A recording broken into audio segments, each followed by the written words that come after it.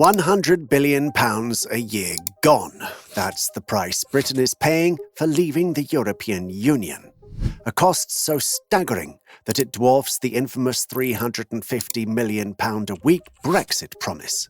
5 years after leaving, the UK is still grappling with the fallout. Trade barriers, lost output, soaring migration. Brexit's promises seem far from reality. The economy is shrinking, businesses are struggling, and even Brexiteers admit the transition has not been smooth. So what's the true cost of leaving the EU, and is there any way to reverse the damage? Let's break it all down. Let's take a trip back to 2016, the year when the UK made one of the biggest political and economic bets in its modern history. The Brexit referendum wasn't just another vote. It was a massive decision that would reshape Britain's future in ways most people could not predict. At the time, Brexit was sold as a golden opportunity, a chance for the UK to break free from EU regulations, reclaim its sovereignty, and, as the famous slogan went, take back control. The promises? More money for public services. Remember that controversial £350 million a week claim for the NHS? Stronger borders and new trade deals that would boost the economy. On June 23, 2016, 52% of British voters choose to leave the EU. And just like that, decades of economic and political ties were set to be undone. But leaving the EU wasn't like flipping a switch. It was more like pulling apart a complex web that had been woven over 40 years. Fast forward to today, and the reality check has been intense. The UK officially left the EU in January 2020, and the final trade deal was signed at the end of that year. Since then, businesses have been hit with new trade barriers. UK exports to the EU have dropped, and industries reliant on European workers, like farming and healthcare, have struggled with labour shortages. And what about that promise of better trade deals? While the UK has secured agreements with countries like Australia and Japan, these deals haven't come close to replacing the benefits of the EU single market. Meanwhile, immigration, one of the hottest topics in the Brexit debate, has taken a surprising turn. Despite tighter EU immigration controls, overall migration to the UK has actually increased, hitting record highs in recent years. Turns out, leaving the EU didn't mean shutting the doors, it just shifted where migrants were coming from. And let's talk about the political landscape. Brexit promised stability and independence, but it's delivered years of chaos. Since the referendum, the UK has cycled through 5 prime ministers: David Cameron, Theresa May, Boris Johnson, Liz Truss, and Rishi Sunak. Each has had to wrestle with the consequences of Brexit, and none have found an easy fix.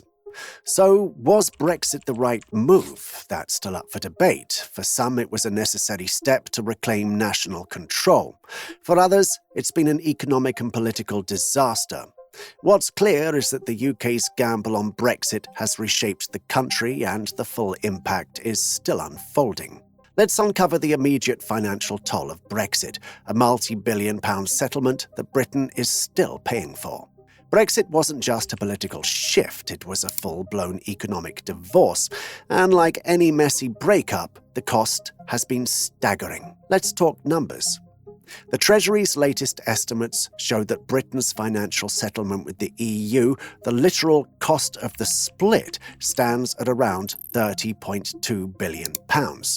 By the start of 2024, most of the cost, £23.8 billion, has already been paid. But there's still another £6.4 billion left to settle.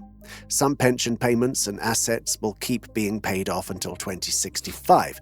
That's 4 decades of financial aftershocks from one political decision. But the divorce bill is just the tip of the iceberg. The real damage? That's in trade, GDP, and lost economic output. The Office for Budget Responsibility, OBR, predicts that UK trade will take a 15% hit in the long run due to Brexit. That's because British businesses are now facing new trade barriers with their closest and biggest market, the EU. And it's not just red tape, it's real money lost. Bloomberg Economics estimates that Britain is costing the UK £100 billion a year in lost output. That's not just a one-time blow, that's a permanent dent in the economy year after year. And let's not forget how Brexit collided with another global crisis. Britain officially left the EU in January 2020, just as the world was about to shut down due to COVID-19. The UK's economy took a 10.3% hit to GDP in 2020, the worst decline among all G7 nations. And public opinion? Not great. According to the latest YouGov poll, 55% of Britons believe that the UK made a mistake by leaving the EU, while just 11% think it's been a success. Even former Deputy Prime Minister Lord Heseltine called Brexit a historic disaster, saying it has weakened Britain's role in Europe and hurt the younger generation's opportunities. Despite all this, the government is sticking to its message. Look forward, not backward. A spokesperson recently said that the UK is focused on making Brexit work, strengthening ties with European partners, and addressing trade barriers. But as trade expert David Hennig put it, Brexit isn't something Britain can just move on from. The impact is still unfolding, and the economic wounds are far from healed. So, 5 years in, what's the verdict? The numbers are clear. Brexit has been expensive, disruptive, and by most measures economically damaging. The UK didn't just leave the EU, it left behind billions in lost trade, weaker growth, and a mountain of financial commitment that won't go away anytime soon. Let's take a closer look at how Brexit reshaped Britain's economic landscape, from declining exports to rising inflation. Brexit wasn't just about cutting ties with Brussels, it reshaped Britain's economy in ways few anticipated. And while the headlines focused on sovereignty and control, the real story is playing out in trade, jobs, and rising costs for everyday people. Let's start with trade.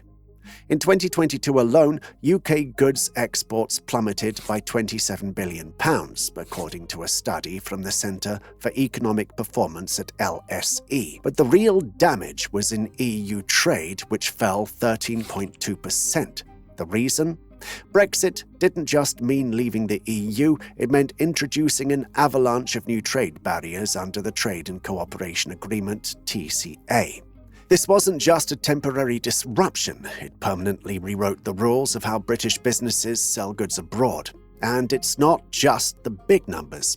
On the ground, this meant 16,400 businesses, 14% of UK exporters, simply stopped exporting to the EU. For small businesses, the cost of navigating red tape became unbearable.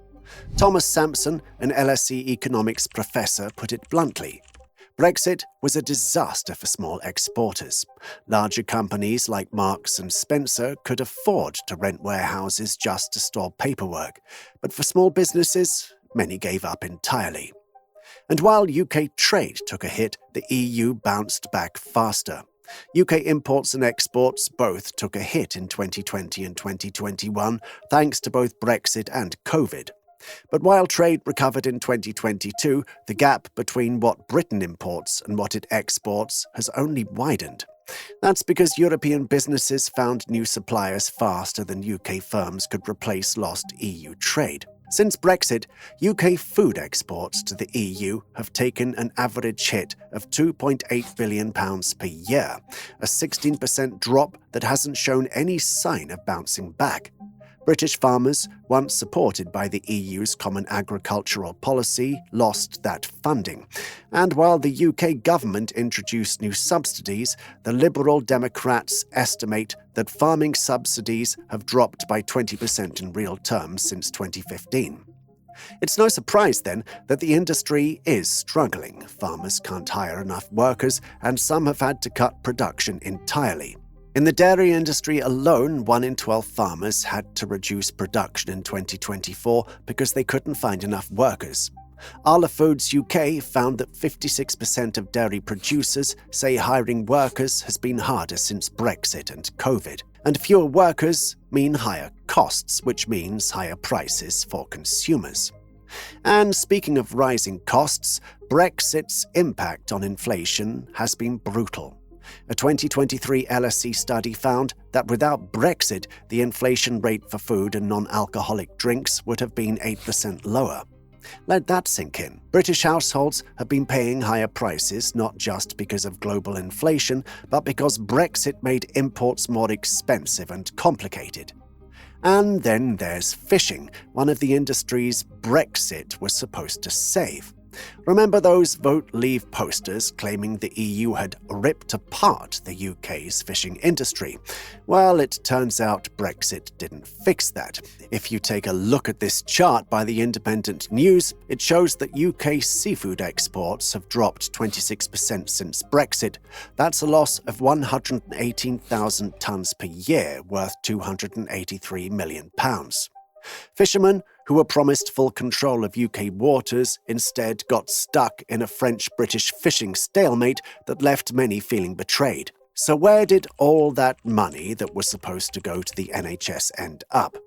Vote Leave famously claimed Britain was sending £350 million a week to the EU, implying it could go to healthcare instead. But did that actually happen? It's hard to say. The NHS budget barely increased in 2020 and 2021 outside of emergency COVID funding. By 2022, the budget jumped from £162.3 billion to £185.4 billion. But even then, it was still lower than the previous year when factoring in COVID spending. So, after all the slogans, promises, and political battles, where does Britain stand? Trade has shrunk, businesses have suffered, jobs are harder to fill, and inflation is higher than it needed to be. Brexit was supposed to bring control, but for many industries, it's brought barriers, bureaucracy, and broken promises. There was another major promise: controlling immigration. So, did Brexit really deliver on its pledge to curb migration? Let's uncover the unexpected consequences of Britain's post-Brexit immigration policies. Boris Johnson and Michael Gove made it clear back in 2016. As long as Britain was in the EU, cutting net migration would be impossible. They argued that failing to deliver on this issue was destroying public trust in politics. Fast forward to today, and the numbers tell a very different story. Since Brexit took full effect in 2021, at least 3.6 million immigrants have entered the UK. Net migration over the same period, 2.3 million. Instead of falling, immigration has skyrocketed to record-breaking levels. In the year ending June 2023, net migration hit an all-time high of 906,000 people, more than double its pre-Brexit average. And in 2024, the latest figures still show 728,000, a sharp increase from anything seen before Brexit. Here's where it gets even more interesting. Before Brexit, the majority of net migration came from EU countries. Now that's completely flipped. Since 2019, non-EU nationals make up the overwhelming majority of new arrivals. In 2023 alone, 662,000 non-EU nationals moved to the UK, while net migration from the EU has actually gone negative, meaning more EU citizens are leaving the UK than moving in. That shift isn't just a coincidence. Between the Brexit referendum in 2016 and the end of free movement in 2021, over 1.2 million EU nationals left the UK, a 58% increase from the previous 5-year period. So in a way, Brexit did what it was supposed to do when it came to reducing EU migration. But at the same time, immigration from the rest of the world exploded. The top 5 sources of immigration now: India, Nigeria, Pakistan, China, and Zimbabwe. Of course, this immigration shift has had consequences, some expected, others not. On one hand, fewer EU workers meant that some British workers saw their wages rise because industries weren't relying on cheaper European labour. But that's only part of the story. Businesses that depended on EU workers, especially in hospitality, healthcare, and agriculture, are now struggling to fill positions. And it's not just workers who have been affected. British students lost their right to study anywhere in the EU at local tuition rates.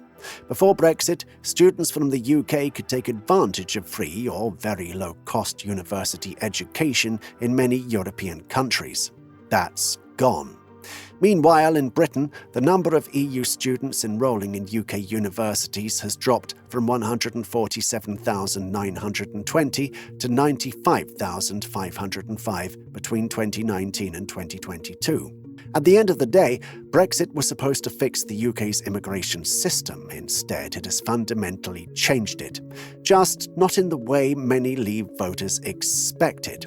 Net migration is higher than ever. The balance has shifted towards non-EU countries, and Britain's ability to move freely across Europe has been severely restricted. Brexit was never just about leaving the European Union. It was a gamble on a new national identity, an economic reset, and a political revolution.